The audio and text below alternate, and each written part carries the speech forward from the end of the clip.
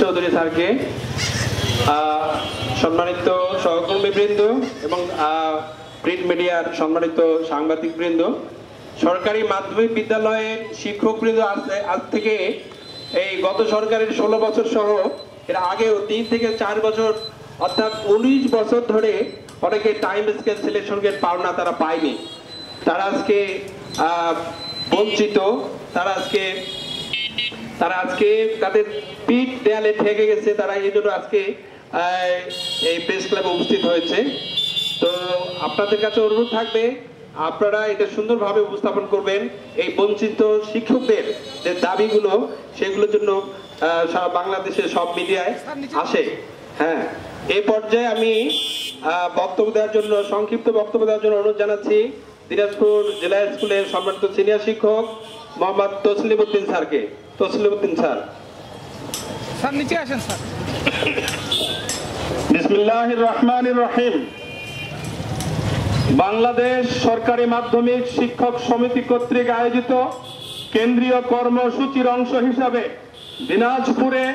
দিনাজপুর জেলা স্কুল এবং দিনাজপুর সরকারি বালিকা উচ্চ বিদ্যালয়ের পক্ষ থেকে আজকের এই প্রতিবাদ সমাবেশ, আজকের কালোবেশ ধারণ যে কর্মসূচি চলছে, সেই কর্মসূচিতে উপস্থিত সম্মানিত সহকর্মীবৃন্দ, জাতির বিবেক হিসেবে পরিচিত সম্মানিত সাংবাদিক বৃন্দ, প্রিন্ট এবং ইলেকট্রনিক মিডিয়ার সাংবাদিক বৃন্দ, আপনারা সবাই জানেন শিক্ষক বৃন্দ কখনো এভাবে বিক্ষুব্ধ হয়ে উঠতে পারে না। কখন উঠে? যখন দেয়ালে পিঠ থেকে যায়। আমরা লক্ষ্য করছি সারা বাংলাদেশে সরকারি মাধ্যমিক শিক্ষক বৃন্দ বঞ্চিত হয়েছে। আমাদের পূর্ববর্তী বক্তাদের মুখ থেকে আপনারা শুনেছেন বঞ্চনার ফিরিস্তি অনেক লম্বা, বঞ্চনার যে হাহাকার সেটা অনেক বেশি, অনেক গভীর। আমরা কথা বলতে পারিনি, কথা বলতে পারছি না। আমাদের বিধিবদ্ধ অনেক জায়গায় আমাদের যেখানে সুযোগ, সেই সুযোগগুলা কেড়ে নিয়ে ওই ফিমেল সেকেন্ডারিতে আসা, মেয়েদের উপবৃত্তি দেওয়ার দায়িত্বে আসা ওই মানুষগুলো আজকে উপজেলা শিক্ষা অফিসার হয়েছে। তারা আরো বেশি কিছু হতে চায়, অথচ বিধিবদ্ধ আমাদের প্রমোশনের সিস্টেম থাকা সত্ত্বেও আমাদেরকে বঞ্চিত রেখে তারা প্রমাণ করতে চেয়েছে তারা দুর্বৃত্তায়ন করছে।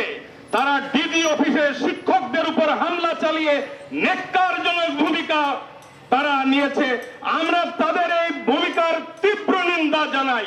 আমরা বিক্ষুব্ধ, আমরা শোকাহত, আমরা মর্মাহত। শিক্ষক বৃন্দ আজকে প্রেস ক্লাবের সামনে দাঁড়িয়েছে, পথের মধ্যে দাঁড়িয়েছে, আজকে জনগণের সামনে দাঁড়িয়েছে।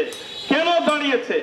আমরা যদি শিক্ষকরা তাদের ন্যায্য দাবিগুলো সঠিকভাবে পূরণ করতে না পারি, ওই যেই শিক্ষক হিসাবে জয়েন করেছিল 1991 সালে, 2024 সালে ওই একই পদে থেকে বিদায় নিচ্ছে, অথচ আমাদের বিধিবদ্ধ সিস্টেম রয়েছে প্রমোশনের, সেই প্রমোশন হেল্ড আপ করে অন্যদেরকে সুযোগ দেওয়া হয়েছে।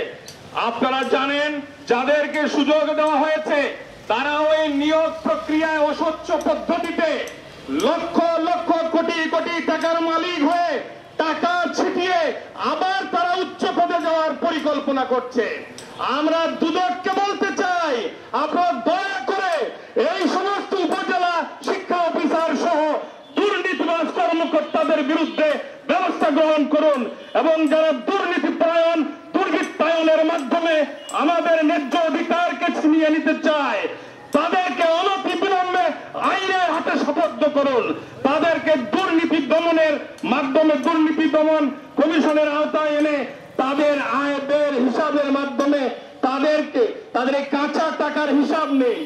সম্মানিত সুধীবৃন্দ, সম্মানিত সাংবাদিক বৃন্দ, আজকে আমরা লক্ষ্য করছি কোটি নিয়োগ বাণিজ্যের মাধ্যমে এই সমস্ত অফিসাররা যা কামিয়েছে ওই কামানো টাকা দিয়ে ডিডি অফিসে দুর্নীতিপরায়ণ কর্মকর্তার পিছনে ঢালছে।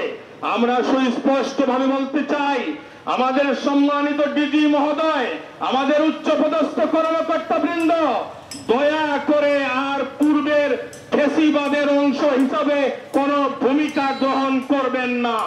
দয়া করে আপনারা স্বচ্ছতার সাথে এবং বিধিবদ্ধভাবে শিক্ষকদের ন্যায্য দাবিগুলোর দিকে নজর দিন এবং দয়া করে শিক্ষকদেরকে বিক্ষুব্ধ করে আরো বড় কর্মসূচি নিতে বাধ্য করবেন না।